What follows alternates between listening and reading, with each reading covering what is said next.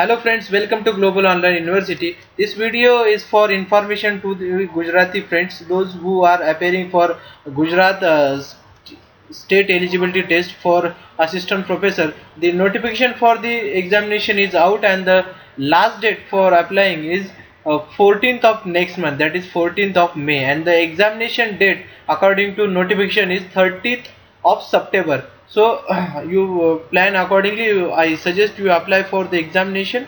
And the major change in this examination which has happened, the previous three paper pattern has been converted to two paper pattern.